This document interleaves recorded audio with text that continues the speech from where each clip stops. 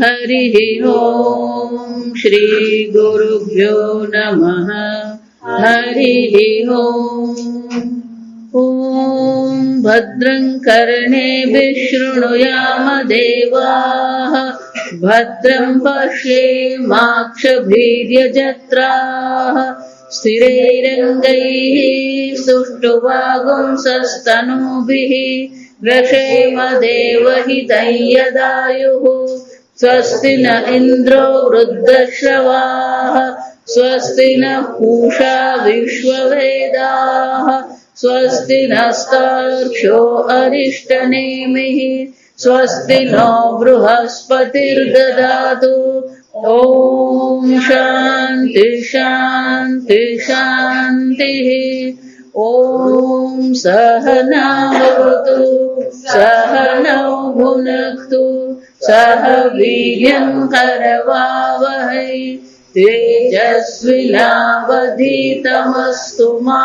विद्विषावहै ओम शांति शांति शांति सदाशिव समारंभां शंकराचार्य मध्यमाम् अस्मदाचार्य पर्यन्तां वन्दे गुरु परंपरां श्रुति स्मृति पुराणानाम् आलयं करुणालयं नमामि भगवत्पादं शंकरं लोकशंकरं शंकरं शंकराचार्यं केशवं बादरायणं सूत्रभाष्यकृतौ वन्दे भगवन्तौ पुनः पुनः ईश्वरो गुरुरात्मेति मूर्तिभेदविभागिने व्योमवद्व्याप्तदेहाय दक्षिणामूर्तये नमः निधये सर्वविद्यानां विषजे भवरोगिणां गुरवे सर्वलोकानां दक्षिणामूर्तये नमः ॐ नमः प्रणवार्थाय शुद्धज्ञानैकमूर्तये निर्मलाय प्रशांताय दक्षिणामूर्तये नमः। ગઈકાલ આપણે જોયું ભદ્રં કર્ણેભિઃ શૃણુયામ દેવાઃ. હવે દેવતાઓને પ્રાર્થના કરવાની. આધ્યાત્મિક રીતે તો આપણે સ્વસ્થ હોઈએ, આ જગતમાં કલ્યાણકારી વસ્તુ જ આપણે જોઈએ અને સાંભળીએ, પણ ગઈકાલે કીધું એમ કે દેવતાઓના અનુગ્રહ વિના આ શક્ય નથી. અને એટલા માટે આ દેવતાઓને પણ આપણે પ્રાર્થના કરીએ. સ્વસ્તિ ન ઇન્દ્રો વૃદ્ધશ્રવાહ. વૃદ્ધશ્રવાહ જેનો યશ ત્રણે લોકમાં ફેલાયેલો છે એવા જે ઇન્દ્ર જે છે એ ઇન્દ્ર પણ અમારું કલ્યાણ કરે. આ ઇન્દ્રને પહેલા કલ્યાણ કરવાની પ્રાર્થના કરવી પડે. કે કોઈ તપશ્ચર્યા કરે એટલે ઇન્દ્ર શું કરવાનું? પેલો વિઘ્ન મોકલે. એટલે ઇન્દ્રને કેવું પડે કે ભાઈ અમારે તમારી સાથે કઈ લાગતું ઓળખતું જ નથી. કેમ? અમારે તો મોક્ષની ઈચ્છા છે, બ્રહ્મ વિદ્યાની ઈચ્છા છે, અમને કોઈ લોક પરલોકની ઈચ્છા છે જ નહીં. અને એટલા માટે હે ઇન્દ્ર સ્વસ્તિ નહ. નહ એટલે અમાર, નહ એટલે અમે બે, હું અને ગુરુ બે જણ, અમારા બધાનું તમે શું કરો? કલ્યાણ કરો. અને તમે કેવા છો? યશસ્વી છો. મહાન યશ તમારો છે, તમે યશસ્વી છો. જો આ સમજો, બે પ્રકારના યશ હોય. પ્રસિદ્ધિ બે પ્રકારની હોય. દાઉદ એ પ્રસિદ્ધ જ છે.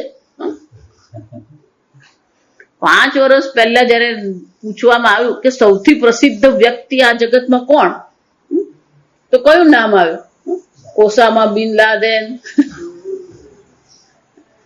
એ પ્રસિદ્ધિ છે પણ એને યશ નહીં કહેવાય. જો સમજ, પ્રસિદ્ધિ એને આપણે કહી શકીએ, પણ યશ તો કેવું હોય? પોતાના ગુણ, પોતાના સામર્થ્ય, શક્તિ, બુદ્ધિ, તેજસ્વીતા, પ્રભાવ, તો જ પછી યશ હોય. એટલે ઇન્દ્ર પણ આવા યશસ્વી જે ઇન્દ્ર છે, એટલે એમની પાસે ખૂબ સામર્થ્ય છે. એવા ઇન્દ્રને આપણે પ્રાર્થના કરીએ કે અમારા જીવનમાં એવી અનુકૂળતા લાવો, એવું કલ્યાણ કરો જેથી અમે બ્રહ્મ વિદ્યાનું ઉપાર્જન કરી શકીએ. સ્વસ્તિ ન ઇન્દ્ર વૃદ્ધશ્રવાહ, સ્વસ્તિ ન પૂષા વિશ્વવેદાહ. પૂષા, પૂષા એટલે સૂર્યનારાયણ. સૂર્યનારાયણનું એક નામ શું છે? પૂષણ, પૂષા. મિત્ર, અનેક નામ છે. ભાસ્કર, ભાનુ, સૂર્ય, દિનકર, પૂષા, મિત્ર, આ બધા સૂર્ય નમસ્કાર કરતા ને એ લોકોને ખબર હોય 12 નામ છે સૂર્યના. આદિત્ય, અદિતે પુત્ર, આદિત્ય એટલે કે છે આ પૂષા દેવ જે છે સૂર્યનારાયણ છે. સ્વસ્તિના એ કેવા છે? વિશ્વવેદાહ, સર્વજ્ઞ છે. સૂર્યનારાયણ કેવા છે? સર્વજ્ઞ, સર્વને જાણનારા છે, સંપૂર્ણ વિશ્વને જાણનારા છે. એવા એ પૂષા દેવ જે સૂર્યનારાયણ છે. હે સૂર્યનારાયણ, અમારા પર કૃપા કરો, અનુગ્રહ કરો, જેથી અમે આ બ્રહ્મ વિદ્યાનું ઉપાર્જન કરી શકીએ. જો ગીતામાં પણ 4થા અધ્યાયમાં ભગવાન શું કહે છે? ઇમમ વિવસ્વતમ યોગમ પ્રોક્તવાન અહમ અવ્યયમ. વિવસ્વતમ, આ વિવસ્વત સૂર્યનું બીજું નામ શું છે? વિવસ્વ. તો કે આ વિવસ્વાન જે છે એને આ સૃષ્ટિના પ્રારંભમાં સૌ પ્રથમ વાર આ બ્રહ્મ વિદ્યાનો ઉપદેશ મેં સૂર્યનારાયણને કર્યો હતો. એટલે ભગવાનના પ્રથમ શિષ્ય કોણ છે? આ સૂર્યનારાયણ. વિશ્વવેદા, સર્વને જાણનાર, સર્વજ્ઞ, તેજસ્વી છે. જો આ ગાયત્રી મંત્ર પણ આપણે ભલે કહીએ ગાયત્રી માતા, પણ ખરેખર તો એ કોને માટે છે? સવિતા છે. સવિતા એટલે સૂર્યનારાયણ. કે તમારું જેવું તેજ છે, તમારું જેવું જ્ઞાન છે, એવી તેજસ્વી પ્રભાવશાળી અમારી બુદ્ધિ બને. દિયો યો ન પ્રચોદયાત. અમારી બુદ્ધિને પણ આવી તેજસ્વી પ્રભાવશાળી તમે બનાવો. અને એટલા માટે સૂર્યનારાયણને પણ પ્રાર્થના કરીએ કે આપણી બુદ્ધિ એવી તેજસ્વી હોય કે આ બ્રહ્મ વિદ્યા આપણે પ્રાપ્ત કરી શકીએ. સ્વસ્તિ નસ્તાર્ક્ષ્યો અરિષ્ટનેમિ, અરિષ્ટનેમિ તાર્ક્ષ્ય. તાર્ક્ષ્ય એટલે કે તક્ષન પુત્ર ગરુડ. ગરુડનું નામ શું છે? તાર્ક્ષ્ય. અને એ કેવા છે? અરિષ્ટનેમિ, ચક્ર સમાન. નેમિ એટલે ચક્ર. કોઈ પણ પ્રકારનું વિઘ્ન અમારા જીવનમાં આવે, કોઈ પણ પ્રકારથી અમારામાં આપત્તિ, વ્યાધિ, ઉપાધિ કંઈ પણ હોય, કેમ? તમે કેવા છો? તેજસ્વી છો. ગરુડને ગતિ જે છે, ગરુડની ગતિ અને ગરુડની આંખ ગમે એટલો ઉપર હોય, પણ નીચે પેલું સસલું હોય તો પણ શું થાય? એને દેખાય. એટલે કે તેજસ્વી એમની દ્રષ્ટિ છે. એવી તેજસ્વી દ્રષ્ટિ અમને પ્રાપ્ત થાય. બીજું, ગરુડને પાંખ હતી, એની પોતાની ગતિ છે, તેજસ. એમ આપણી બુદ્ધિમાં પણ એક ગતિ હોય. જો વિચારવા જેવું કે જેટલી ગતિથી બોલાય એટલી ગતિથી આપણે એ શું કરી શકીએ? ગ્રહણ કરી શકીએ, ધારણ કરી શકીએ. એટલે કે છે સ્વસ્તિનઃ, હે ગરુડ, અમારું કલ્યાણ કરો. એટલે કે આ તમારા જે સદગુણો જે છે એવા સદગુણો અમારામાં પણ આવે. સ્વસ્તિનો બૃહસ્પતિર દધાતુ. બૃહસ્પતિ, દેવતાઓના ગુરુ કોણ છે? બૃહસ્પતિ. આ બૃહસ્પતિનો બીજો પણ બૃહસ્વાણી, વાણીના પણ એક પતિ છે. તો કે બૃહસ્પતિ જે દેવતાઓના ગુરુ છે, અમે આ બ્રહ્મ વિદ્યા પ્રાપ્ત કરવાનો પ્રયત્ન કરી રહ્યા છે, પ્રારંભ કરી રહ્યા છે. હે બૃહસ્પતિ, તમે પણ અમારું કલ્યાણ કરો. જો ઇન્દ્ર, આ સમજવું કે ભલે ઇન્દ્ર સ્વર્ગનો રાજા છે, પણ બૃહસ્પતિ આવે તો એને પણ શું થવું પડે? પોતાના સ્થાનથી ઊભું થવું પડે. એ પણ કઈ ખોટું કરતો હોય તો બૃહસ્પતિ શું કરવાનો? એને એને કહેશે, આપણે ગુજરાતીમાં બહુ સરસ, એને વાળવાનો પ્રયત્ન કરે કે ભાઈ તું જે કરી રહ્યો છે એ ખોટું છે. આમ એ બૃહસ્પતિને, ગરુડને, સૂર્યનારાયણને અને ઇન્દ્રને આપણે પ્રાર્થના કરીએ કે અમારા જીવનમાં કલ્યાણ હોય. અને કલ્યાણ એક જ છે. જો આ વિચાર, મોક્ષ એ જ કલ્યાણ છે, બીજું કોઈ કલ્યાણ છે જ નહીં. આપણે તો શું માન, જો આ દક્ષિણમાં બહુ મગજ આ મુશ્કેલી. દક્ષિણમાં તમે જાઓ તો આપણે જે આપણા લગ્ન મંડપ હોય, વાડી કહીએ આપણે, ત્યાં એ લોકોને કલ્યાણ મંડપ કહેતા હતા. એટલે કલ્યાણ એટલે લગ્ન ત્યાં. જો એટલે જ કહું કે જે લોકોને સંસ્કૃત આવડતું નહીં હોય અને પછી જો આ બધા અનુવાદ કરવા જાય, પુસ્તકો લખવા જાય, પછી એ શું કરવાના? ગોટાળા જ કરે. કલ્યાણ એટલે કે આપણું કલ્યાણ ને મોક્ષની પ્રાપ્તિ આપણને થાય. પણ ત્યાં કલ્યાણ નો અર્થ શું થાય? લગ્ન.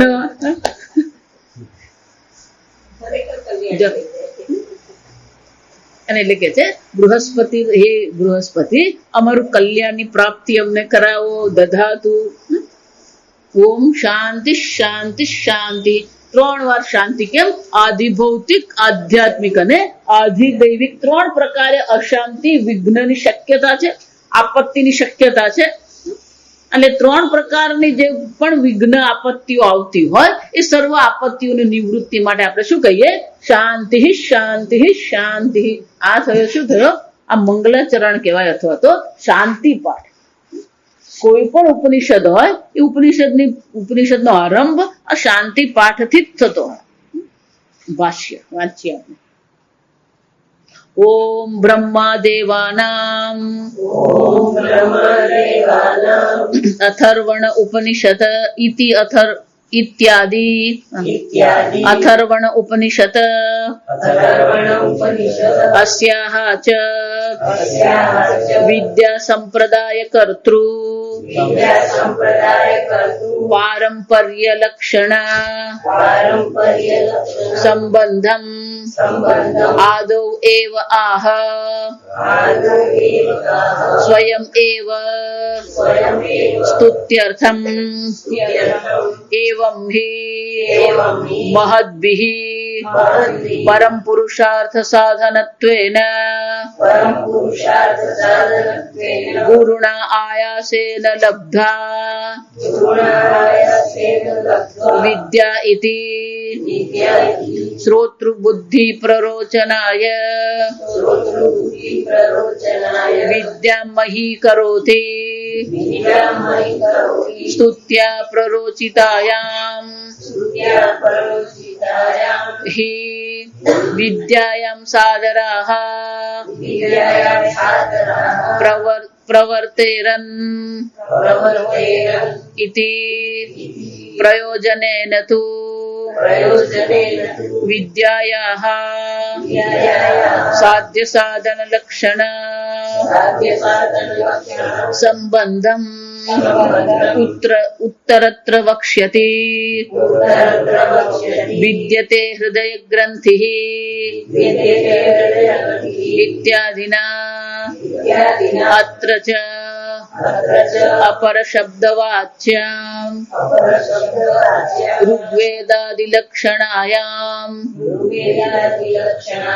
विधि प्रतिषेध मात्र परायाम् विद्यायाम् संसार कारण अविद्यादि दोष निवर्तकत्वम् नास्ति इति स्वयं एव उक्त्वा परापर विद्याभेद करणपूर्वकम् अविद्यायाम् अंतरे वर्तमानाः इत्यादिना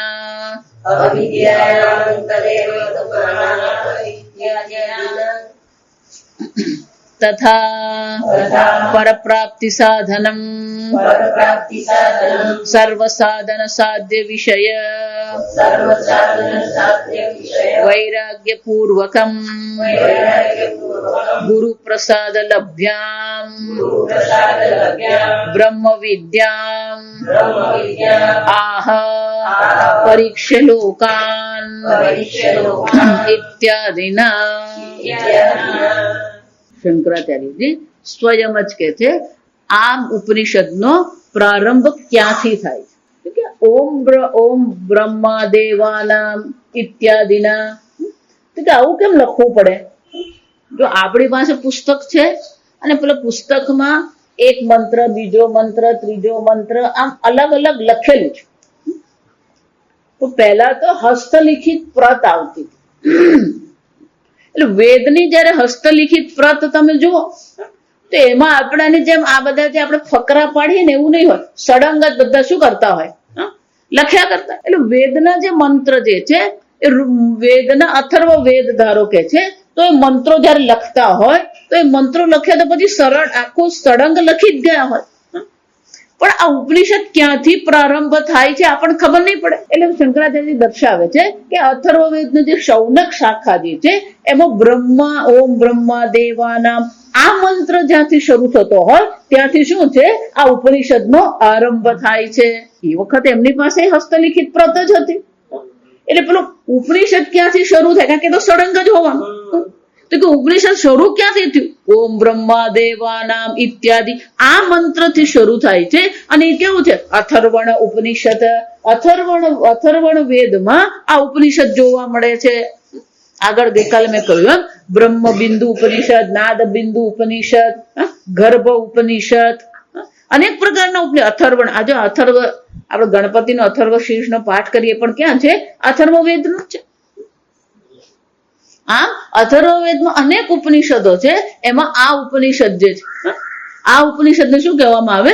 મુંડક ઉપનિષદ. બહુ સમજવાની વસ્તુ.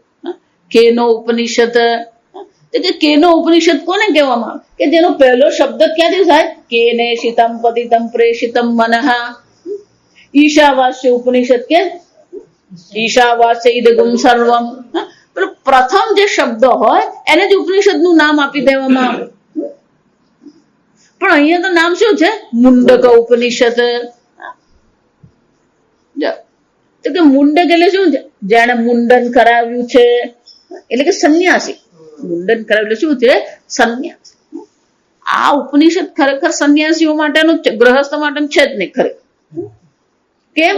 એમાં જે પ્રકારની ચર્ચા કરવામાં આવી છે એ બધી ચર્ચા જે છે એમાં જે જીવન પ્રણાલી દર્શાવવામાં આવી છે, એમાં જે વ્યવહાર દર્શાવ્યો છે એ વ્યવહાર આપણે જયારે જોઈએ ને તો આપણને ખબર પડે કે આ ખરેખર સમજવું હોય તો શું હોવું જોઈએ? તો સંન્યાસી હોવો જ જોઈએ.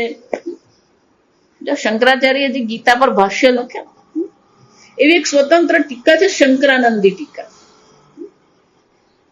એમના ઉપનિષદ પર પણ ટીકા છે. ગીતામાં પણ શંકરાનંદી તો બહુ દ્રઢપણે એવું પુરવાર કરે કે સંન્યાસીને જ આ ખબર પડી શકે. કેમ?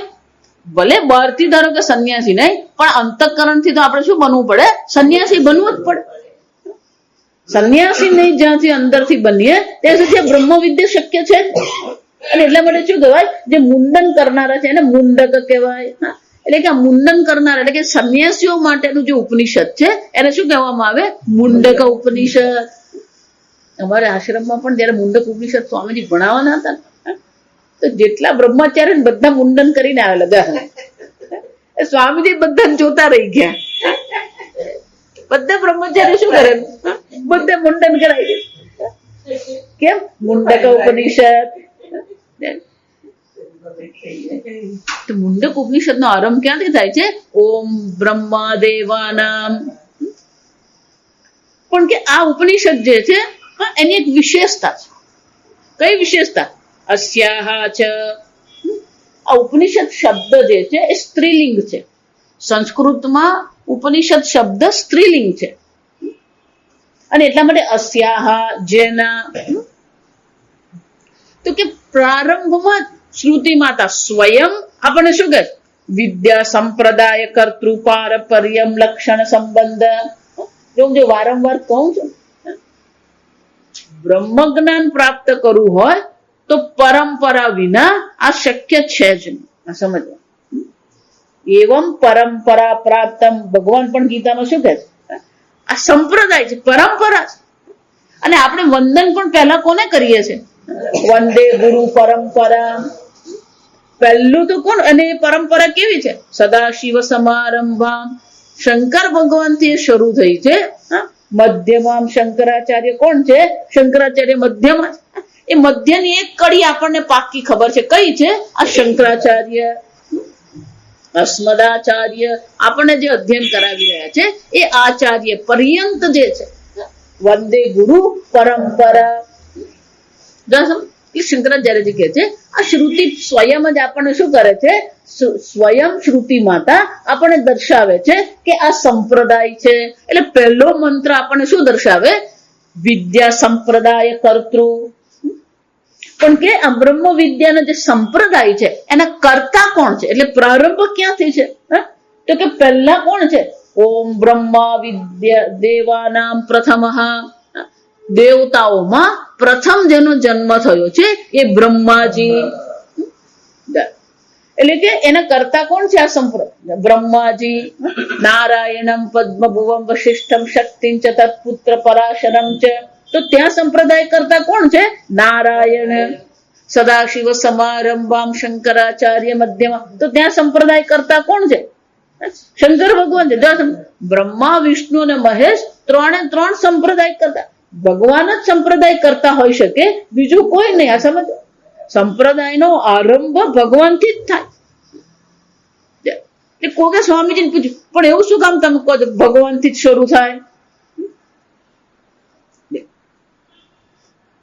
એનો અર્થ શું થાય, જે પણ ગુરુ જે છે આચાર્ય છે એના પણ ગુરુ છે, એના પણ ગુરુ છે, એના પણ ગુરુ છે.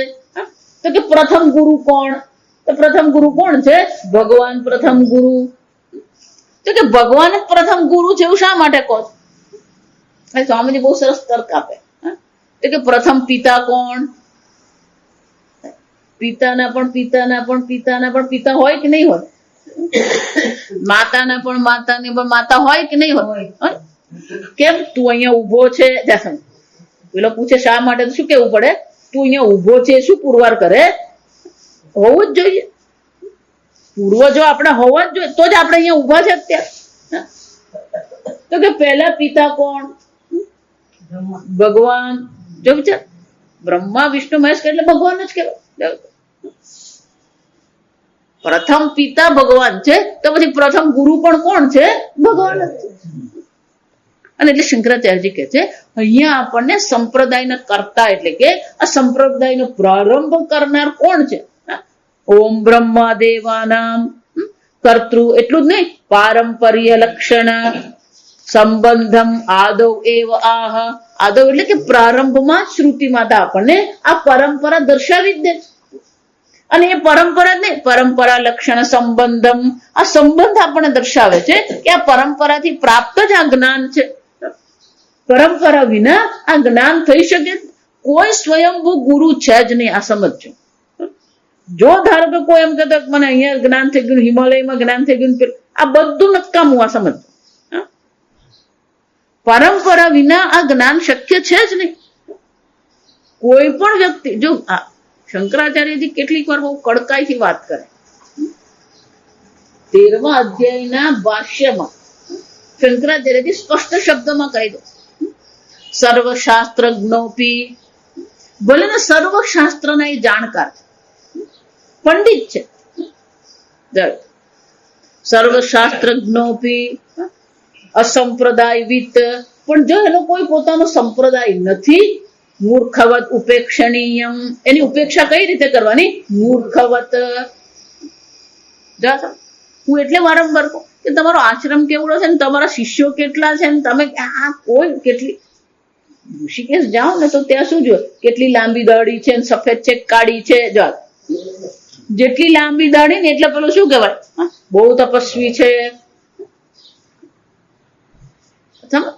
શંકરાચાર્યજી કે ભલે ગમે એવો એ પંડિત હોય પણ જો એ સંપ્રદાયવિત એટલે કે કોઈ પરંપરા જો એની પાસે નથી તો પછી કેવો છે, મૂર્ખવદ.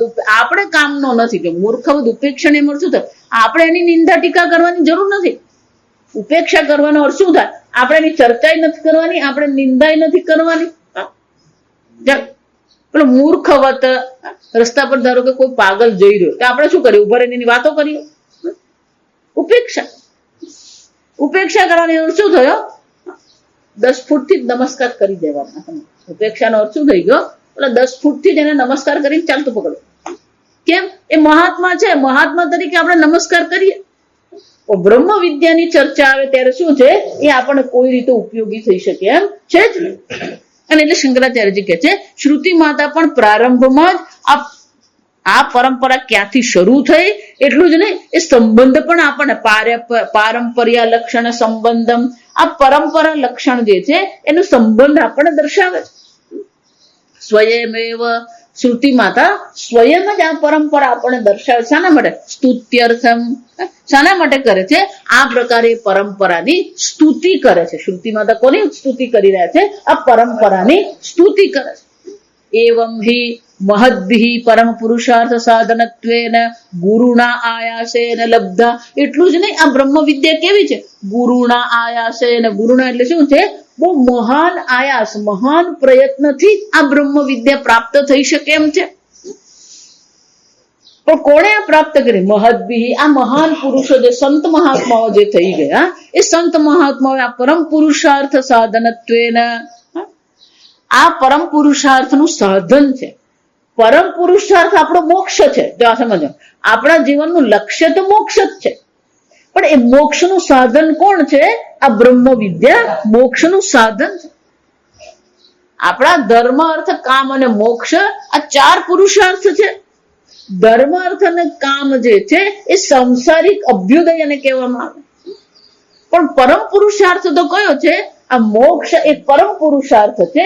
અને પરમ પુરુષાર્થ જે મોક્ષ છે એનું સાધન આ બ્રહ્મ વિદ્યા છે.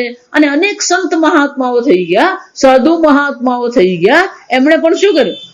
આ ગુરુના આયાસેન લબ્ધા વિદ્યા ઇતિ, આ બ્રહ્મ વિદ્યાનો ખૂબ મહેનત કરીને પ્રયત્ન પૂર્વક એમણે આ બ્રહ્મ વિદ્યા પ્રાપ્ત કરી છે. જે બ્રહ્મ વિદ્યા કેવી છે? પરમ પુરુષાર્થનું સાધન છે. પણ કે આ શા માટે કહેવામાં આવી રહ્યું? પરંપરા પણ દર્શાવવામાં આવી, અને પરંપરામાં જે અનેક મહાત્માઓના નામ આવશે, અંગીરા, ભારદ્વાજ, અંગીરસ, આ જે પરંપરા આપણને દર્શાવવામાં આવશે, એ પરંપરામાં જે મહાત્માઓ જે છે એ દરેક મહાત્માએ ખૂબ પ્રયત્નપૂર્વક, તપશ્ચર્યાપૂર્વક આ પ્રાપ્ત કરી છે. તો આ અનેક મહાત્માઓના નામ પણ આપણને દર્શાવવામાં આવ્યા. કેમ? શ્રોતૃ બુદ્ધિ પ્રરોચનાર્થાય વિદ્યા મહી કરોતી. આ વિદ્યાનું મહિમા આપણને મહી કરોતી એટલે કે આ વિદ્યાનો મહિમા પણ આપણને દર્શાવવામાં આવી રહ્યો છે. પરંપરા તો દર્શાવી છે, પણ સાથે સાથે આ બ્રહ્મ વિદ્યાનો પણ મહિમા દર્શાવવામાં આવે છે. કે જો ઘણી વાર એવું થાય, આ વ્યવહારમાં પણ આપણે જોઈએ, ના એણે તો સ્કોડા લીધી, એણે સ્કોડા લીધી એમ કે એનો અર્થ શું થયો? કોણ એને વાપરે છે એના પરથી નક્કી થાય સ્કોડા કેવી છે. કઈ વસ્તુ કોણ વાપરે છે એના પરથી શું એનો થાય? એનો મહિમા નક્કી થાય. એમ આવા મહાન ઋષિ મુનિઓએ આ બ્રહ્મ વિદ્યાની પ્રાપ્તિ કરી. તો આપણા મનમાં પણ શું થવું જોઈએ? શ્રોતૃ બુદ્ધિ પ્રરોચના. આપણા મનમાં પણ એમાં રુચિ જાગે, વિશેષ પ્રકારથી આપણા મનમાં પણ રુચિ થાય કે આ મહાત્માઓએ પ્રાપ્ત કર્યું. જો ગીતામાં ભગવાન કહે છે 4થા અધ્યાય, એવમ બહુવિધ અને બહુધા બહવઃ જ્ઞાન તપસા પૂતા. અર્જુન, આ બ્રહ્મ વિદ્યા તમે જ એકને આપી છે એમ નથી. આ કેવી છે? બહવઃ જ્ઞાન તપસા પૂતા. અનેક આવા મહાત્માઓ થઈ ગયા જેમણે આ જ્ઞાન રૂપી તપશ્ચર્યાથી એ પાવન થઈ ગયા છે. જ્ઞાન નિર્ધૂત કલ્મષા. આ બધા કેવા છે? જ્ઞાન રૂપ દ્વારા આ નિર્ધૂત એટલે ધોઈ નાખવું. ખરેખર નિર્ધૂત નો અર્થ થાય ધોઈ નાખવું, સાફ કરી દો. શું? કલ્મષાહ. આ જે પણ અવિદ્યા, જે અશુદ્ધિઓ છે, સર્વ અશુદ્ધિઓની જેમણે જ્ઞાન દ્વારા નિવૃત્તિ કરી છે. આમ ગીતામાં ભગવાન કહે છે બહવઃ, અનેક મહાત્મા. આવા અનેક મહાત્માઓના નામ લઈને શ્રુતિ માતા શું કરી રહ્યા છે? આ વિદ્યાની પણ સ્તુતિ કરી રહ્યા છે. પરંપરાની તો સ્તુતિ છે, પણ વિદ્યાની પણ સ્તુતિ કરી રહ્યા છે. વિદ્યા મહી કરોતી. આ પ્રકારથી એ વિદ્યાની મહાનતા દર્શાવી રહ્યા છે. કેમ? તો આપણી બુદ્ધિમાં પણ એને પ્રાપ્ત કરવા માટેની રુચિ થાય. જે શ્રેષ્ઠ જનો જે પ્રાપ્ત કરતા હોય એ પ્રાપ્ત કરવાની આપણે પણ ઈચ્છા રાખીએ. સ્તુત્યા પ્રરોચિતાયામ હિ વિદ્યાયાઃ સાદરાઃ પ્રવર્તરેન. સ્તુતિ દ્વારા જ્યારે એની બુદ્ધિમાં રુચિ ઉત્પન્ન કરવામાં આવે તો જ પછી વિદ્યા માટે શું કરશે? સાદરાઃ પ્રવર્તન, આદરપૂર્વક એમાં એ પ્રવૃત્તિ કરશે. એ બ્રહ્મ વિદ્યાની પ્રાપ્તિ કરવા માટે એ પ્રવૃત્તિ પ્રવર્તતે એટલે શું થાય? એ પણ એ પ્રવૃત્તિ કરે. બ્રહ્મ વિદ્યા માટેનો એ પ્રયત્ન કરશે, પણ એ કેવો પ્રયત્ન હશે? સાદરાહ, આદરપૂર્વક કરે. આગળ ભગવાન આગળ અહીંયા શ્રુતિ માતા દર્શાવે છે કે બ્રહ્મ વિદ્યા કેવી શ્રેષ્ઠ છે. એટલા માટે બ્રહ્મ વિદ્યા માટે પણ આપણા મનમાં શું હોવું જોઈએ? આદર હોવો. જો આ બહુ સમજવાની વસ્તુ કે આપણા મનમાં અનેક વસ્તુ માટે આદર હોય. પૂજા કરીએ, પાઠ કરીએ, સત્યનારાયણની કથા કરીએ, ચંડી હોમ કરીએ, હિમાલયમાં તપશ્ચર્યા, આ બધી વસ્તુ પ્રત્યે આપણા મનમાં આદર છે. પણ બ્રહ્મ વિદ્યા માટે પણ શું હોવો જોઈએ? એ પ્રકારનો આદર હોવો જોઈએ. એટલું જ નહીં, આદરની સાથે સાથે આપણામાં એ પ્રકારની શ્રદ્ધા હોવી જોઈએ. ભગવાન ત્યારે એમ કે શ્રદ્ધાવાન લભતે જ્ઞાનમ, ત્યારે ભગવાન આ ઈશ્વરની શ્રદ્ધા અને ચંડી હોમની શ્રદ્ધાની ચર્ચા ત્યાં નથી કરતા. જો સમજ, શ્રદ્ધાવાન લભતે જ્ઞાનમમાં ત્યાં શું કે છે? જેને બ્રહ્મ વિદ્યા પર શ્રદ્ધા છે, જેને ગુરુ પર શ્રદ્ધા છે.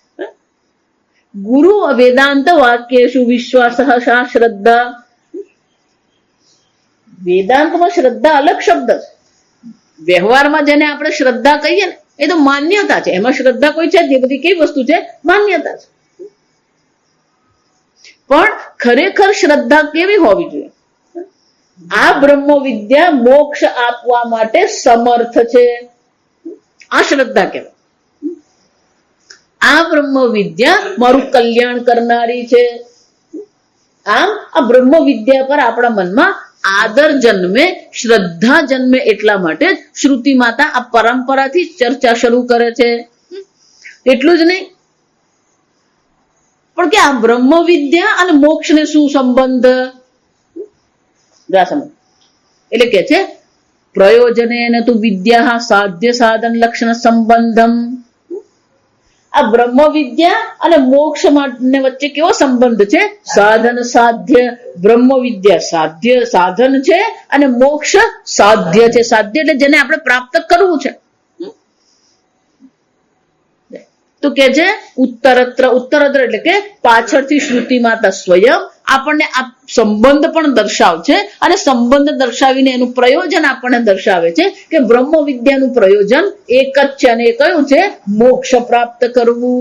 અને એટલે શંકરાચાર્યજી કહે છે સાધન સાધ્ય સાધન લક્ષણ સંબંધમ. આ બ્રહ્મ વિદ્યા અને આપણું જે મોક્ષ છે એ બેની વચ્ચે આ પ્રયોજન જે છે એનો સંબંધ જે છે વિદ્યતે હૃદય ગ્રંથિ છિદ્યંતે સર્વ સંશયા. આ મંત્ર મુંડક ઉપનિષદ. વિદ્યતે હૃદય ગ્રંથિ છિદ્યંતે સર્વ સંશયા.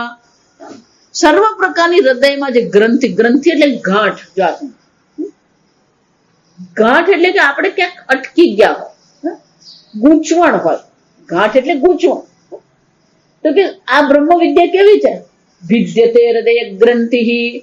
આ સર્વ પ્રકારની જે ગૂંચવણ છે એને ઉકેલી આપનાર છે. આપણા હૃદયમાં જે પણ કોઈ ગ્રંથિ પડી છે એ બધી ગ્રંથિ ઉકેલી નાખે, છોડી આપે, આપણને ગ્રંથિથી મુક્તિ કરાવે.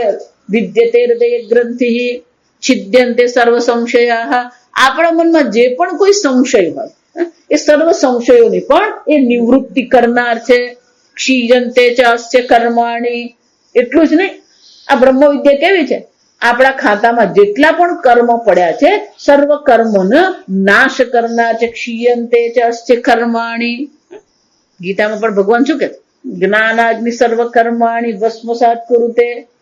આ જ્ઞાન રૂપી અગ્નિથી સર્વ પ્રકારના કર્મો બળીને રાખ થઈ જાય. ક્યારે? તસ્મિન દૃષ્ટે પરાવરે. એ જ્યારે બ્રહ્મ જ્ઞાન થશે, એ બ્રહ્મ દ્રષ્ટિની પ્રાપ્તિ થશે, ત્યારે શું થશે? સર્વ કર્મો આપણા બળી જશે, સર્વ પ્રકારના સંશયોની નિવૃત્તિ થઈ જશે અને હૃદયમાં જે પણ કઈ અવિદ્યાદી ગ્રંથિ છે એ સર્વ ગ્રંથિની પણ નિવૃત્તિ થઈ જાય. એટલે શંકરાચાર્યજી કહે છે આ પ્રકારથી ત્યાં સંબંધ દર્શાવ્યો. ક્યારે? પરાવરે દ્રષ્ટે. બ્રહ્મ વિદ્યાથી આ સર્વ પ્રકારની સર્વ કર્મોનો નાશ થઈ જશે. તો સર્વ કર્મનો નાશ થવાથી પછી ફરીથી જન્મ ધારણ કરવો પડતો નથી. એટલે કે મોક્ષની પ્રાપ્તિ થાય છે. અત્ર ચ. પણ આ બ્રહ્મ વિદ્યાનો પ્રારંભ કરતા પહેલા જા સમજવા, શ્રુતિ માતા પરંપરાની ચર્ચા કરે છે, પણ પરંપરાની ચર્ચા કર્યા પછી શ્રુતિ માતા સ્વયં આપણે બહુ સુંદર ચર્ચા કરે. દ્વે વિદ્યે વેદિતવ્યે પરાચ અપરાચ. આ જગતમાં બે પ્રકારની વિદ્યાઓ છે. એક પરાવિદ્યા છે, બીજી અપરાવિદ્યા. પરાયયા જસ પરા કઈ છે કે જેના દ્વારા બ્રહ્મ જ્ઞાન થાય છે, એ પરાવિદ્યા છે. પણ અપરાવિદ્યા કઈ છે એટલે શ્રુતિ માતા સ્વયં પેલું અપરાવિદ્યા આપણને દર્શાવે છે. એટલે શંકરાચાર્યજી કહે છે અત્ર છે એટલે કે અહીંયા શ્રુતિ માતા પ્રારંભ પરાવિદ્યાથી કરતા નથી, પણ પ્રારંભ અપરાવિદ્યાથી કરે છે. આપણે બ્રહ્મ વિદ્યા પ્રાપ્ત કરવી છે તો પછી સીધી ચર્ચા કોની કરવાની હોય? પરાવિદ્યાની. પણ શ્રુતિ માતા પરાવિદ્યાથી એ શરૂ કરતા નથી. શ્રુતિ માતા શું કરે છે? પેલી અપરાવિદ્યાની ચર્ચા કરે છે. એટલે કે છે અત્ર ચ અપર શબ્દ વાચ્યાયામ ઋગ્વેદાદિ લક્ષણાયામ. તો કે અપરાવિદ્યા જે છે એ અપરાવિદ્યા કઈ છે? અપરાવિદ્યાથી વાચ્યમ એટલે કે એનું દર્શાવવું. તો કે અપરાવિદ્યા દ્વારા કોનો નિર્દેશ કરવામાં આવ્યો? ઋગ્વેદાદિ લક્ષણાયામ. ઋગ્વેદાદિ નો શું થયો? 4 વેદ પણ અપરાવિદ્યા છે. જો 4 વેદ અપરાવિદ્યા હોય અને 4 વેદની અંતર્ગત જ ઉપનિષદ આવે તો પછી ઉપનિષદ પણ શું થઈ ગયા? અપરાવિદ્યા. તો કે જો આ અપરાવિદ્યા હોય તો પછી હવે આજથી આપણે ભણવાનું બંધ કરીએ. કેમ? આ તો અપરાવિદ્યા છે. બધી ચર્ચા આગળ આવશે, અત્યારે ચર્ચા કરવાની જરૂર કે ઋગ્વેદાદિ પણ જે શબ્દ રાશિ એને કહેવાય. ઋગ્વેદાદિ જે શબ્દ રાશિ જે છે એ તો શું છે? અપરાવિદ્યા જ છે. જે શબ્દ જે છે તો અપરાવિદ્યા છે, પણ એ શબ્દ દ્વારા જે આપણી બુદ્ધિમાં બ્રહ્માકાર વૃત્તિ જે થાય એ પરાવિદ્યા. એટલે પરાવિદ્યા બહાર કોઈ વસ્તુ નથી પરાવિદ્યા નામની. આ સમજો. પરાવિદ્યા તો એટલે શું છે? ગુરુ પાસે આપણે જયારે શાસ્ત્ર શ્રવણ કરીએ અને આપણી બુદ્ધિમાં જે બ્રહ્માકાર વૃત્તિ થાય, આપણી બુદ્ધિમાં જે બ્રહ્મ વિશેની જે સમજ ઉત્પન્ન થાય, એ સમજને શું કહેવામાં આવે? પરાવિદ્યા. એટલે શંકરાચાર્યજી કહે છે શ્રુતિ માતા સ્વયં જ કહે છે ઋગ્વેદાદિ લક્ષણાયામ વિધિ પ્રતિષેધ માત્ર પરાયામ. અને આ ઋગ્વેદાદિ જે અપરાવિદ્યા છે એ કોને સમર્પિત છે? પરાયામ એટલે સમર્પિત છે.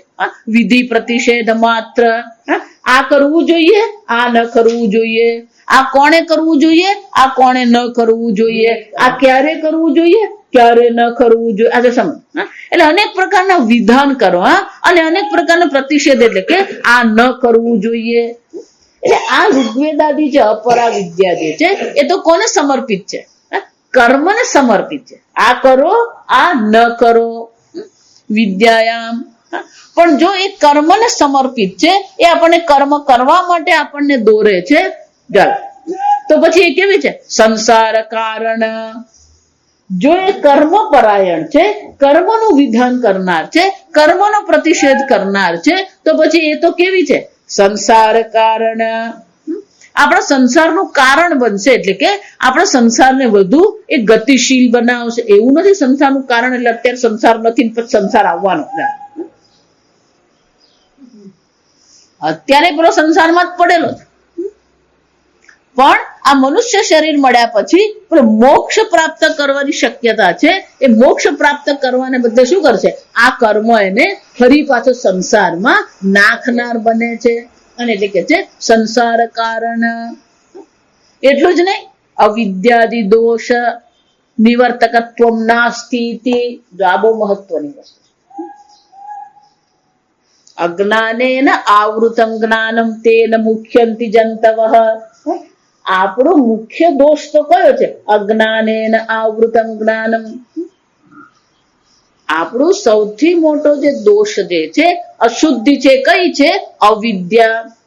અને જ્યાં સુધી અવિદ્યા છે ત્યાં સુધી સંસારની નિવૃત્તિ કરવી અશક્ય છે. બીજું બધું જ કરીએ આપણે, પણ પેલું અવિદ્યાની જો નિવૃત્તિ નહીં કરીએ તો પછી સંસારની નિવૃત્તિ થશે? જો હું એટલે જ કહું કે બીજું બધું જ જરૂરી છે. તપશ્ચર્યા કરે, જપ કરીએ, જાત્રા બધું જ છે. તો પેલો અવિદ્યાની જો નિવૃત્તિ નહીં કરવામાં આવે તો સંસારની નિવૃત્તિ કરવી અશક્ય છે. મોક્ષ પ્રાપ્ત થઈ શકે એમ છે જ નહીં. અને એટલે શંકરાચાર્યજી કહે છે આ બધા તો સંસારના કારણ છે એટલું જ નહીં, અવિદ્યાદિ દોષ નિવર્તકત્વ નાસ્તિ. આ અપરા વિદ્યા જે છે એ આપણો અવિદ્યાજી જે દોષ જે છે એનું નિવૃત્તિ કરનાર નથી. કેમ? એ આપણને કર્મમાં લગાવી રહ્યું છે. અવિદ્યાની નિવૃત્તિ કરવું એનું કામ છે જ નહીં. જો આત્મબોધમાં એટલા માટે જ કીધું ન કર્મ, આ કર્મથી નહીં જ્ઞાનથી જ છે. કેમ? પાકશ્ચ વહનિવદ જ્ઞાનમ વિના મોક્ષ ન સિદ્ધ્યતે. આત્મબોધમાં શું કહેવામાં આવે? વિના જ્ઞાનમ મોક્ષ ન સિદ્ધ્યતે. પાકશ્ચ વહનિવત, પાક એટલે રસોઈ. રસોઈ કરવી હોય તો મુખ્ય કારણ કયું છે? વહનિવત, અગ્નિ. જ્યાં સુધી અનાજ હોય કે કોઈ પણ વસ્તુને અગ્નિનો સ્પર્શ નહીં થાય ત્યાં સુધી ભોજન બને નહીં. બીજી બધી વસ્તુ જરૂર છે, પાણીની જરૂર છે અને અન્નની પણ જરૂર છે અને શાક સમારવાની જરૂર છે, બધું જ છે. પ્રેશર કુકરની જરૂર છે. પણ જ્યાં સુધી એને અગ્નિનો સ્પર્શ થાય નહીં ત્યાં સુધી ભોજન બને નહીં. આમ વહની જે છે અગ્નિ એ ભોજનનું મુખ્ય કારણ છે. એ જ રીતે શંકરાચાર્યજી કહે છે જ્ઞાનમ વિના ન મોક્ષ સિદ્ધ્યતિ. જ્ઞાનાદેવ તુ કૈવલ્યમ. આ જ્ઞાનથી જ મોક્ષ છે. અને એટલે શંકરાચાર્યજી કહે છે કે આ કર્મ આદિ જે ચર્ચા કરવામાં આવી છે, ઋગ્વેદ આદિમાં જે કર્મની જે ચર્ચા છે એ કોઈ પણ પ્રકારે અવિદ્યાદિ દોષની નિવૃત્તિ કરનાર નથી. ઇતિ સ્વયં એવ ઉક્ત્વા. આમ શ્રુતિ માતા સ્વયં પોતે જ જણાવશે કે ઋગ્વેદ આદિ જે કર્મની જે ચર્ચા જે છે ભલે એ વેદમાં કરવામાં આવી છે. જો સમજવાનું, કર્મની ચર્ચા પણ વેદમાં જ છે. જો કર્મની ચર્ચા વેદમાં કરવામાં આવી હોય તો પછી એ કર્મને આપણે ત્યાગ કરવાની જરૂર નથી. આગળ આ બધી ચર્ચા આવશે. જો વેદ સ્વયં આપણને કર્મની ચર્ચા કરે છે તો પછી કર્મનો આપણે ત્યાગ કરવો જોઈએ નહીં. એટલા માટે જ શ્રુતિ માતા સ્વયં બે વિભાગ કરી આપે છે, પરા વિદ્યા ભેદ કરણ પૂર્વકમ. એટલે જ માટે શ્રુતિ માતા સ્વયં શું કરી આપે છે? આ બે ભેદ કરે છે. પરાવિદ્યા અપરાવિદ્યા ભેદ કરણમ. આ ભેદ કરે છે શા માટે? ભેદ કરણ પૂર્વકમ. એટલા માટે જ પહેલા જ અધ્યાયમાં શ્રુતિ માતા આપણને આ ભેદ દર્શાવી દેશે અને ભેદ દર્શાવીને આપણને દર્શાવે છે કે આ જે અવિદ્યા જે છે એ અવિદ્યાની નિવૃત્તિ કર્મ દ્વારા થઈ શકે એમ છે જ નહીં. પણ નાના હું સ્વર્ગમાં જાઉં, તું સ્વર્ગમાં જશે તોય અવિદ્યાની નિવૃત્તિ થઈ શકે એમ છે જ નહીં. આમ શ્રુતિ માતા સ્વયં આ ભેદ દર્શાવે છે અને ભેદ દર્શાવવા માટે શ્રુતિ માતા સ્વયં મંત્ર કે છે. જે મંત્રો હું વારંવાર બોલતી હું, અવિદ્યાયા મંતરે વર્તમાનાઃ સ્વયં ધીરાઃ પંડિતમ મન્યમાનાઃ. આ બધા બેઠા છે ક્યાં? અવિદ્યામાં. પણ પોતાને શું માને છે? સ્વયં ધીરાઃ પંડિતમ મન્યમાનાઃ. પોતાને શું માને છે? મારા જેવો ધીર વીર કોણ? બધા મને પૂછ્યા વગર કશું કરે જ નહીં. એટલે પોતાને શું માનતો? પંડિતમ મન્યમાં, હું તો પંડિત છું. પણ બેઠો ક્યાં છે? અવિદ્યા. પણ અવિદ્યામાં બેઠો છે, કર્મમાં બેઠો છે. અવિદ્યા નહીં, કર્મ. એ કોની પાછળ પડેલો છે? એ કર્મની પાછળ પડેલો. આ કરો ને પેલું કરો ને અહીંયા જાઓ ત્યાં જાઓ. આમ પડેલો છે એ કર્મમાં, અવિદ્યામાં બેઠો છે. વર્તમાનનો શું થાય? એનું જીવન જ અહીંયા સમર્પિત છે. કર્મને, યજ્ઞને, આ બધાને શું છે? એનું જીવન સમર્પિત છે. અને પોતાને શું માને છે? પંડિતમ મન્યમાનાઃ. એટલું જ નહીં, સ્વયં ધીરા, હું તો ધીર વીર છું. એટલે ત્યાં શ્રુતિમાં તો આગળ બહુ સરસ કે પોતે તો અવિદ્યામાં બેઠો જ છે પણ બીજાને પણ શું કહે છે? આવો આવો, હું તમને મોક્ષ આપું. આજકાલ જાત જાતના બધા બાબાઓ નીકળેલા છે. આ સમજવાનું, અવિદ્યાયામંતરે વર્તમાનાઃ સ્વયં ધીરઃ પંડિતમ મન્યમાનાઃ. પણ આ બધા કેવા છે? દંદ્રમ્યમાણા પર્યંતિ મૂઢાઃ. આ બધા કેવા છે? આ સંસાર ગતિમાં ફરનારા છે. દંદ્રમ્યમાણા એટલે શું છે? પુનરપી જનનમ પુનરપી, ફરી ફરી આ જન્મ મરણના ચક્કરમાં પડવા વાળા છે. અને એનું જો કોઈ અનુસરણ કરશે તો શું થશે? અંધે નૈવ નિયમાના યથાંધાઃ. પેલો એક આંધળો કહેશે, બીજા બધા આંધળાને શું કહેશે? ચાલો હું તમને કાશી લઈ જાઉં. એ સંઘ કાશી પહોંચે નહીં. જો આ સંઘ કેમ? અંધે નૈવ, એ આંધળો છે. જો આ સંઘ એને અનુકરણ કરવા વાળા કેવા છે? અંધા. એ એટલે આ આંધળાને ખબર જ નથી કે આ પેલો આંધળો જ છે. જે અમારો નેતા બનીને બેઠો છે એ કોણ છે? કેમ કે પોતે જ અંધો છે. પોતે જ અંધો છે એટલે એને ખબર જ નથી પેલો આંધળો છે. એટલે જ પેલી ચક્કરમાં પડવું. કોને ગુરુ બનાવો? સંપ્રદાય વિત. એટલા માટે શ્રુતિ માતા કહે છે કે જે આ પરંપરાથી જે ભણાવનાર છે એ જ ખરેખર ગુરુ. બાકીના બધા કોઈ ગુરુ છે જ નહીં. આ સમજજો. અંધે નૈવ નિયમાનાઃ યથાંધાઃ. એ કોઈ કાશી સંઘ પહોંચે નજીકના ખાડીમાં જે બધા પડે. આ સમજ એ પેલો પડે એટલે ભેગા શું થવાના? આ બધા પડવા. એટલે શંકરાચાર્યજી કે છે શ્રુતિ માતા સ્વયં આ પ્રકારથી નિંદા પણ કરે છે કે જો તમે અવિદ્યામાં બેઠા છો અને અવિદ્યામાં બેસીને જો તમે ચર્ચા કરી રહ્યા છો તે બધી ચર્ચા કેવી છે? મૂર્ખવત. ભલે એ પોતાના પંડિતમાં, ભલે વ્યવહારિક રીતે પંડિત હશે, ભલે વ્યવહારિક રીતે સિદ્ધ પુરુષ હશે, પણ બ્રહ્મ વિદ્યાની દ્રષ્ટિએ તો કોણ છે? આંધળો જ છે. એની પાસે દ્રષ્ટિ છે જ ને. અને એટલે શંકરાચાર્યજી કહે છે સ્વયં શ્રુતિ માતા સ્વયં આપણને દર્શાવે છે અવિદ્યાયામંતરે ઇત્યાદિના. એટલે શ્રુતિ માતા સ્વયં આ બે ભેદ કરે છે. એક અપરાવિદ્યા વાળો છે, પેલો બીજો પરાવિદ્યા. અને એટલે આગળ કહે છે તથા પરપ્રાપ્તિ સાધનમ સર્વ સાધન સાધ્ય વિષય વૈરાગ્ય પૂર્વકમ. પણ જેને પરાવિદ્યાની પ્રાપ્તિ કરવી છે એને માટે તો શું છે? આ સાધ્ય સાધન લક્ષણ જે કર્મ છે એ કર્મ પ્રત્યે શું છે? વૈરાગ્ય પૂર્વકમ. જો તમને વારંવાર જે કહું છું ને કે કર્મમાં જ વૈરાગ્ય થવો. કર્મફળ તો પછીની વાત છે, સંસાર તો પછીની વાત છે. પહેલો જ વૈરાગ્ય ક્યાં થવો છે? સાધન સાધ્ય લક્ષણ વિષય. સાધન અને સાધ્ય, આ હું કરું મને આ પ્રાપ્ત થાય.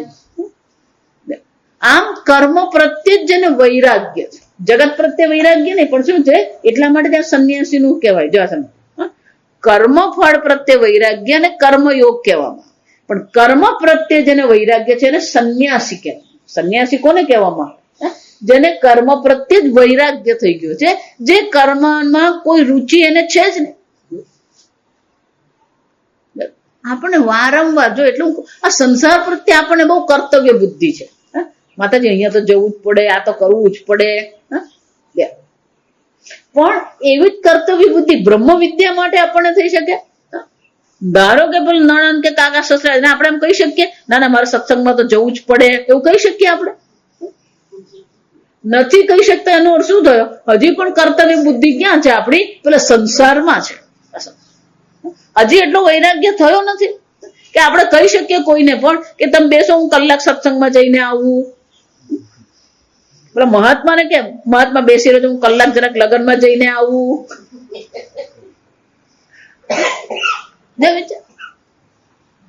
જેવી કર્તવ્ય બુદ્ધિ આપણી સંસારમાં છે, પરિવાર પ્રત્યે છે, એવી જ કર્તવ્ય બુદ્ધિ ક્યાં થવી જોઈએ? આ બ્રહ્મ વિદ્યા માટે, ભગવાનની ભક્તિ માટે થવી જોઈએ. એટલે આ શંકરાચાર્યજી શા માટે કહી રહ્યા કે સાધન સાધ્ય વિષય જે કર્મ છે એના પ્રત્યે જ આપણા મનમાં શું હોવું જોઈએ? વૈરાગ્ય પૂર્વકમ. કર્મમાં જ વૈરાગ્ય થવો જોઈએ. જો એટલા માટે આ સંન્યાસીઓ જો ને તો આપણને એમ લાગે આળસુ છે, એ લોકોને કર્મમાં કોઈ રુચિ હોય જ નહીં. આ સમજ એ બેઠા જો ચૂપચાપ સ્વામીજીને પણ ગુરુજી તારાનંદજી મહારાજ એમને તમે જો તો આખો દિવસ ચૂપચાપ બેઠેલા છો. એટલે આપણને આ સ્વામીજી બેઠા બેઠા શું કરતા? અને જો કોઈ વાત કરવા વાળું નહીં તો એ 2 કલાકે ચૂપચાપ શું હોય?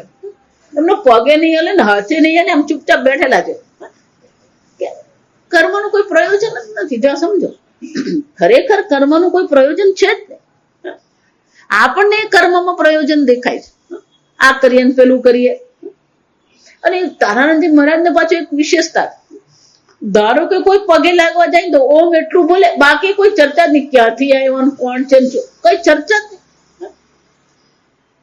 કોઈ દિવસ નહીં. જો સમજો, તમે એમની સામે કઈ પણ બોલ્યા વગર જો 1 કલાક બેસો ને તો એ ચૂપચાપ 1 કલાક, ક્યારે કોઈ સાંસારિક પ્રશ્ન પૂછે જ નહીં.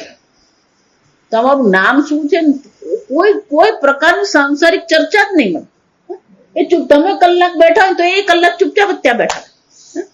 એટલે આપણને તો એમ થાય કે આવડી કયા મહાત્મા, આ કેવા મહાત્મા, આ તો બહુ અહંકારી છે, બોલતા નથી. આપણે પાસે આપણી રીતે વિચારીએ.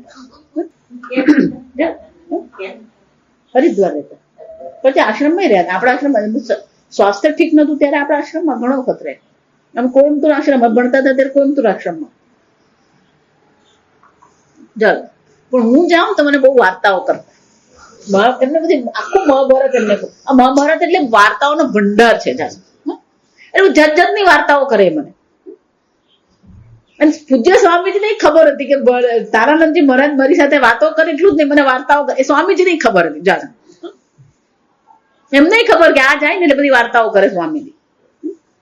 એટલે અમારી સંન્યાસ દીક્ષા જયારે 2002 માં થઈ, અને સંન્યાસ દીક્ષા પછી નિયમ જ કે પરમ ગુરુ કહેવાય આપણે. જો એટલે સંન્યાસ દીક્ષા થઈ જાય એટલે સ્વામીજી તરત જ કે જાઓ સ્વામીજી કે પાસ જા કે આશીર્વાદ લેકે આવો. એટલે હરિદ્વાર ત્યારે હતા એટલે બધા ગયા અમે લોકો આશીર્વાદ લેવા. પછી ત્યાંથી અમે પાછા આવ્યા એટલે સ્વામીજીનો પેલો 1 વર્ષ પૂરો થઈ ગયો હતો. અને પછી બધા બેઠા એટલે અમે બધા સ્વામીજી પાસે ગયા. એટલે જેવા અમે બેઠા ને, હા બતાઈએ, tell me what story he told you. તરત જ મને પૂછ્યું કઈ વાર્તા કરી તને. ખૂબ મારી સાથે ખૂબ બધી વાતો કરતા. અને આ તો ભગવાનની કૃપા જ કહેવાય. આ સમજ, ગુરુ આપણી સાથે વાતો કરી એ ઉપરવાળાની કૃપા જ છે આપણે. એટલું જ નહીં, એમને મારી સાથે એક હક હતો. જાણો એ હક કયો હતો? મારે એમને પાપડ મોકલવાના, ખાખરા મોકલવાના, પછી આપણા આંબા અડદર, આંબળાનો મુરબ, આ બાના હાથનો જ આંબળાનો મુરબ્બો ખાતા, બીજા કોઈના હાથનો ખાતા જ નહીં. જો સમજ, બા આખા આંબળાનો મુરબ્બો બનાવતા. આખા આંબળા બાફી નાખીને પછી શું કરે, મુરબ્બો બનાવે. એમને એટલો, એ કોઈમ્બતુરમાં જયારે પહેલી વાર હતા ત્યારે બાએ મુરબ્બો મોકલાવેલો. એ મુરબ્બો એમને એટલો બધો ભાવી ગયેલો. એટલે મારે દર વર્ષે એમને શું કરવાનું, આંબળા આવે એટલે મોટા આંબળા આવે એટલે મુરબ્બો બનાવીને મોકલવો. એટલે શિયાળો શરૂ થાય ને, શિયાળો જેવું શરૂ થાય ને એટલે રાહ જોઈને જ બેઠા હોય કે આ મોકલ. એ ક્યારેય મને ફોન કરે એમ નહીં કે તું મોકલ જા. એટલે મેં કીધું હક કેમ. પછી આંબા અડદર, લીલી અડદર, આદુનું જે આપણે કાતરી કરીએ એ પણ એમને મોકલવા. એટલે એક વાર અમે લોકો એપ્રિલમાં ગયેલા હતા, તો મારી સાથે બીજા પણ હતા 2-3 સત્સંગીઓ. તમે બધા સ્વામીજીને મળવા ગયા. એટલે ગયા ને એટલે પેલા પાપડ, પછી ખાખરા, આ બધું કાઢીને આપ્યું. હું બધું આમ કાઢું ને એમ જોતા જાય, આમ લે ને આમ મૂકતા જાય. જો સમજ, પછી છે ને આમ રાત જોયા કરે. એટલે હા સ્વામીજી वो हल्दी नहीं लाया.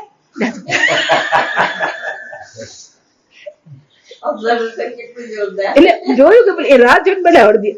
स्वामी जी अभी तो अप्रैल महीना है, अभी तो बहुत गर्मी होती, गर्मी में नहीं होता, वो तो ठंडी के दिन. લીલી હળદર, આંબા હળદર એવી તાજી નહીં હોય, પાકી હોય. જા स्वामी जी अभी तो गर्मी के दिन चलते ना, अच्छी नहीं मिलती है. પછી એમને જયારે દાંતની તકલીફ થઈ એટલે મને કે अभी ये बड़े बड़े खाए नहीं जाते. मैं स्वामी जी ठीक कोई बात नहीं, हम जाम बना के मुरब्बा बना के दे. ત્યાર પછી બાને મેં કીધું હવે આખા નહીં કરવાના, હવે શું કરવાનું, છીણી નાખી. કેમ, પેલું ચવાય નહીં એમનાથી. કારણ કે આખા હોય ને એને પેલા શું કે રેસા હોય, એટલે રેસા પેલા તકલીફ પડે. જેમ વર્ષમાં મારે 3 થી 4 વાર શું કરવાનું, મોકલવાનું જોઈએ એમને. અને એ પૂરું થાય તો કોઈ દિવસ કે નહીં. એટલે મારે જ ધ્યાન રાખવાનું કે પેલું એપ્રિલમાં મોકલાવેલું એટલે હવે જૂનમાં પાછું શું કરવાનું, એટલે મોકલવાનું. છેલ્લે સુધી એમનું શરીર છૂટ્યું ને, શરીર છૂટ્યું ને એ પહેલા જ 5 દિવસ, અઠવાડિયા પહેલા જ આ પાર્સલ મારું પહોંચેલું ત્યાં. એટલું જ નહીં, એમનો હક એટલો હતો કે સામે ચાલીને મને કહે નહીં કે મને પાર્સલ મળી ગયું છે. અઠવાડિયા પછી મારે ફોન કરીને પૂછવાનું કે મહારાજ મળી ગયું કે નહીં. એટલે પેલા અમની સેવામાં જે હતું નંદુ પાર્સલ જેવું મળ્યું ને એટલે स्वामी जी सदविद्यानंद को फोन करके बता दो. नहीं नहीं वो फोन करेगी उसको पता है. ये तो खबर नहीं नहीं वो कहीं बाहर होगी इसलिए फोन नहीं आया. वो करेगी वो એટલે જેવું આ થયું અને હું ત્યાં આશ્રમ પર ગઈ જયારે એમનું શરીર છૂટી ગયું અમે બધા ત્યાં ગયા હું ત્યાં દરવાજા પર એમના આશ્રમ દરવાજા પર પહોંચીને પેલા નંદુએ પહેલું મને આટલું જ કીધું અરે સ્વામીજી આપકે ફોન કા ઇંતજાર કરતે કરતે ગયા. એટલો એમનો હક હતો. ગુરુની આ કૃપા કે આ ઈશ્વર કૃપા જો સતત એટલે આ એટલા માટે કહું છું કે પછીનો શબ્દ કયો છે ગુરુ પ્રસાદ. આ બ્રહ્મ વિદ્યાની પ્રાપ્તિ ક્યારે થઈ શકે? ગુરુ પ્રસાદ લભ્યામ. ઈશ્વરની કૃપા હોય તો ગુરુની પ્રસાદ મળે. ગુરુની કૃપા હોય ને તો જ આ બ્રહ્મ વિદ્યાની પ્રાપ્તિ છે, બાકી કોઈ શક્યતા નથી. આ સમજજો. એટલે શંકરાચાર્યજી કહે છે ભલે આ કર્મ પ્રત્યે આપણને વૈરાગ્ય થઈ ગયો, ભલે આપણે સંન્યાસી બની ગયા, ભલે આપણે આ જગત છોડીને નીકળી ગયા, પણ આ બ્રહ્મ વિદ્યાની પ્રાપ્તિ ક્યારે થાય છે? ગુરુ પ્રસાદ લભ્યમ વિદ્યામ. ગુરુ પ્રસાદ, ગુરુની કૃપા આપણા પર. એટલે જયારે પેલા નંદુ એવું કીધું ને કે તમારે ફોનની રાહ જોઈને ગયા, તો બિચારો રોજ સવાર પડે ને એટલે કે સમજી ફોન કરતો, સમજી ફોન કરતો. મને બહુ દુઃખ થયું કે ખરેખર હું વલસાડ સત્સંગમાં આવીને કામમાં હતી એટલે મારાથી ફોન થયો નહીં એમને. એટલે મારા મનમાં એવું થઈ ગયું કે સ્વામીજીને મેં ફોન જ નહીં કર્યો. એટલે મેં પૂછ્યા સ્વામીજીને, પછી કીધું સ્વામીજી મને બહુ આમ અંદરથી એમ આપણે બધી ગિલ્ટ થાય કે આપણે સ્વામીજીને ફોન નહીં કરે, પૂછ્યું નહીં સ્વામીજીને કે મળી ગયું કે નહીં એમ. અને તે વખતે છે ને હરિદ્વારમાં કોઈ પાર્સલ સારા હતા નહીં. પ્રોફેશનલ વાળો ઋષિકેશ જોતો પણ હરિદ્વાર નહીં. જો આ સમજવાનું. એટલે હું ઋષિકેશ મોકલાવું ને પછી ઋષિકેશ થી પેલા એક વિશાલાક્ષી અમ્મા હતા ને એ સ્વામીજીને પહોંચાડે. એટલે અહીંથી પહોંચતા જ એને અઠવાડિયું થાય ને ત્યાર પછી પેલા અમ્માને ટાઈમ મળે ત્યારે સ્વામીજીને આપવા જાય. એટલે મારે 8-10 દિવસનો ગાળો રાખવો જ પડે તો જ પછી શક્ય બને. એટલે પછી મારા મનમાં એવું એક અપરાધીપણું થઈ ગયું કે મેં ફોન નહીં કર્યો. મેં સ્વામીજીને કીધું સ્વામીજી આવું થઈ ગયું, મને તો હવે રડવું આવે કે મેં ફોન. તો સ્વામીજી બહુ સરસ મને કહ્યું દેખો વો he was thinking about you, that means you are in his mind. એ તમારો જ વિચાર કરતા હતા, તારી જ રાહ જોતા હતા, એટલે કે તું એના મનમાં હતી. જો વિચાર આ કૃપા જો સમજ. આને ગુરુ પ્રસાદ. ગુરુ પ્રસાદ મેળવવું હોય ને તો હાજી હાથ કરવી પડે. આ સમજ. આપણે એમ માનીએ કે હું તમારા કરતા વધારે બુદ્ધિશાળી, મારી અક્કલ વધારે. ચિન્મયાનંદજી એટલા માટે બહુ સરસ કહેતા. ચિન્મયાનંદજી પાસે અનેક મોટા મોટા વૈજ્ઞાનિકો અને અનેક મોટા પંડિતો બધા જતા. આ સમજ.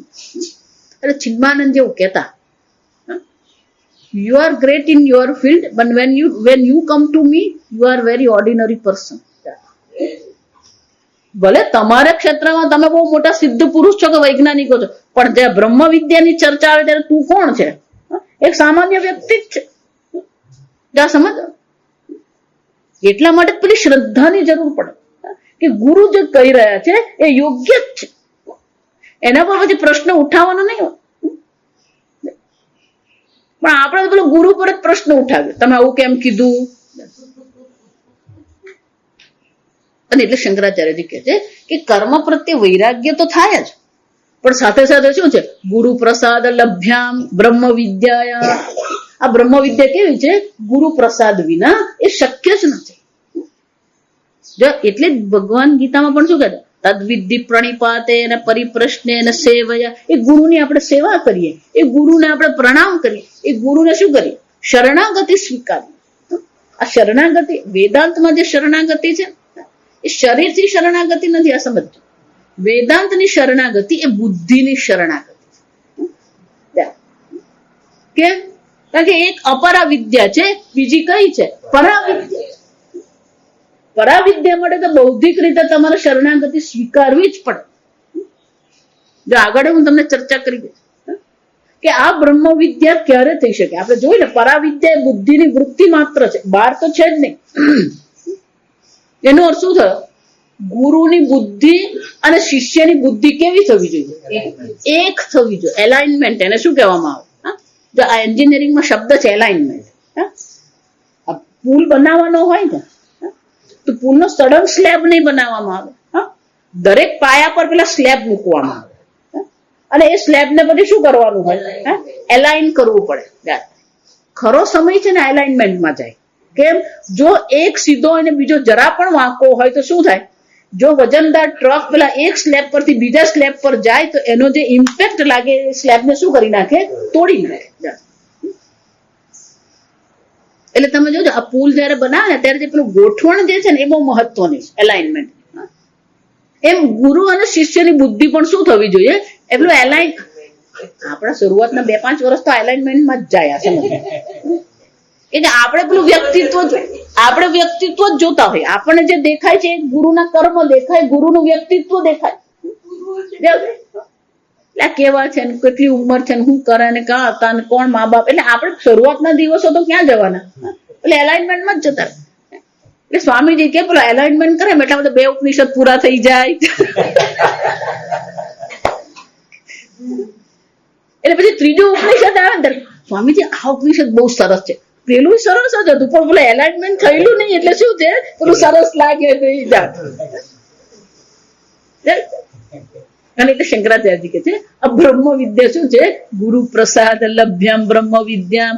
આ ગુરુ પ્રસાદ થી પ્રાપ્ત થનાર આ બ્રહ્મ વિદ્યા જે છે એ પણ શ્રુતિ માતા બ્રહ્મ વિદ્યા એટલે પરાવિદ્યા. મુંડક ઉપનિષદ ની ભાષામાં બ્રહ્મ વિદ્યાને શું કહેવાય? પરાવિદ્યા. એટલે શંકરાચાર્યજી કે છે એ જેમ અપરાવિદ્યાનો દોષ દર્શાવે છે એ જ રીતે પરાવિદ્યાની પણ સ્તુતિ કરે છે અને પરાવિદ્યા કેવી રીતે પ્રાપ્ત કરવી એનું પણ નિર્દેશ શ્રુતિ માતા કરે છે. આપણે એ આવતીકાલે.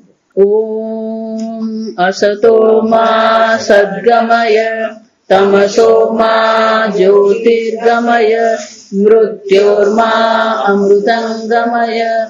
ઓમ પૂર્ણમદ પૂર્ણમિદં પૂર્ણાત પૂર્ણમુદચ્યતે પૂર્ણસ્ય પૂર્ણમાદાય પૂર્ણમેવાવશિષ્યતે. ઓમ શાંતિ શાંતિ શાંતિ. હરિ ઓમ શ્રી ગુરુભ્યો નમઃ. હરિ ઓમ.